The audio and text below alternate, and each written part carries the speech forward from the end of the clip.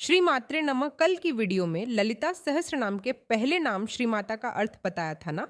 श्री माता का मतलब है कि वहां माँ सृष्टि की शुरुआत की गई। इसका मतलब है कि वहां एक बच्चा पैदा हुआ। फिर क्या करना है, इसका मतलब है कि पालन पोषण शुरू करना चाहिए। ऐसा करने पर माँ दूसरे नाम श्री महाराग्नि के रूप में होती हैं। वसिन्या दिवाक देवताओं ने यहाँ दूसरे नाम को श्री महाराग्नि कहा है। इसका मतलब यह है कि श्री का अर्थ है शुभ, पवित्र और समृद्धि से भरा हुआ। ऐसे श्री नाम को पहले रखा गया है। और महा का अर्थ है महान। राग्नि का मतलब है रा, जिसका अर्थ है शासन, और ग्नि का अर्थ है ज्ञान, बुद्धि। इसलिए राग्नि का अर्थ है ज्ञान से शासन करने वाली।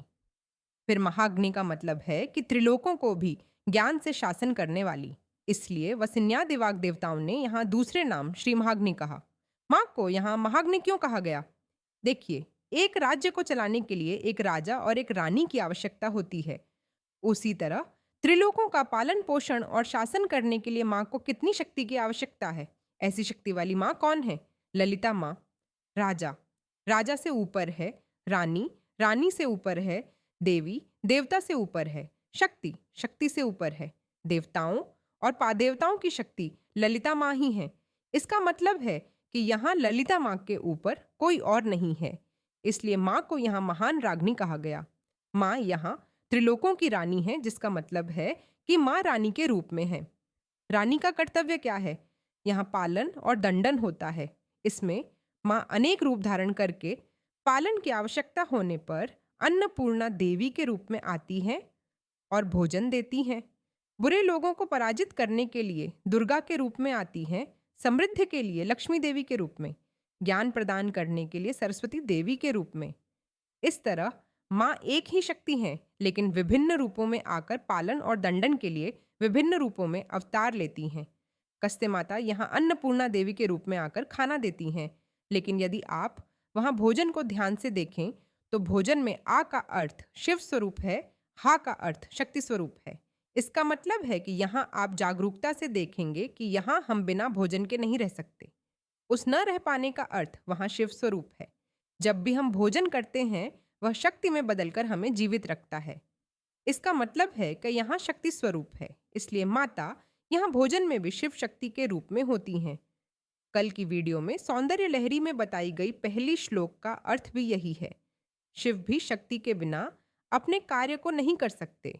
इसलिए आदि शंकराचार्य ने भी सौंदर्य लहरी में पहले नाम के रूप में यही कहा है। और माता की दंडना कैसी होती है, इसका उदाहरण यहाँ है कि यदि कोई गलती करता है तो निश्चित रूप से दंडित करती है। अब उदाहरण के लिए अपने घर में अपनी माँ को देखें। यदि कोई बच्चा गलती करता है तो वह दंडित करती है। वही बच्चा अच्छा काम करता है तो बस प्रेम दिखाती है। दंडना का मतलब यहाँ सजा देना नहीं है, बल्कि यह प्रेम से या क्रोध में किया जाता है। ये इसलिए किया जाता है कि बच्चा अच्छा हो जाए। ऐसी दंडना यहाँ कौन करती है? तो ललिता माता ही करती हैं, दुर्गा रूप में आकर। फिर जो लोग धन की कमी से परेशान हैं, उनके लिए लक्ष्मी के रूप में आकर माता हमें धन देती हैं। फिर छोटे बच्चों में यदि कोई सही से पढ़ाई नहीं कर रहा है या पढ़ाई में ध्यान नहीं दे रहा है, तो सरस्वती देवी के रूप में आकर माता उन्हें ज्ञान देती हैं। अब प्रशासन की दंडना अयप्पा। माता की महानता को देखकर महाराग्नि क्यों कहा गया? इसका अर्थ है कि माता के ऊपर और कोई नहीं है। माता के नीचे कोई हो, लेकिन ऊपर कोई नहीं है। इसका मतलब है कि स्तर वहीं पर समाप्त हो गया है। वह रानी के स्थान पर है। माता यहाँ रानी की तरह राज्य में है, तो दूसरे राज्य में मंत्रियों का भी होना है।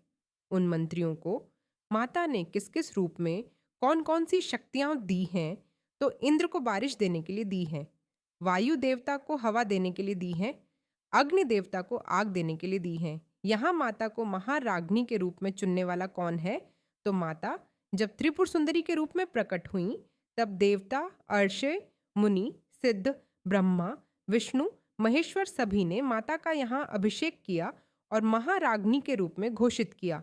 यह केवल राज्याभिषेक नहीं है, यह आत्मिक चेतना को अधिपत्य देने का क्षण है।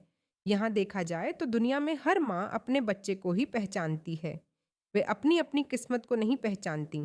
लेकिन जब हम इस श्री माता श्री महाराग्नि के मंत्रों से माता की प्रार्थना करते हैं तो माता के पास दुर्भाग्य को भी भाग्य में बदलने की शक्ति होती है।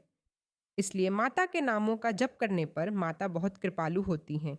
इसलिए वसिन्यादि वाग देवताएं पहले नाम के रूप में श्री माता से, दूसरे नाम के रूप में श्री महाराग्नी से शुरू होती हैं।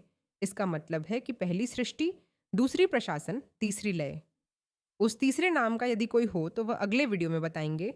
ऐसी और भी आध्यात्मिक बातें जानने के लिए चैनल को सब्सक्राइब करें। श्रीमात्रे नमः।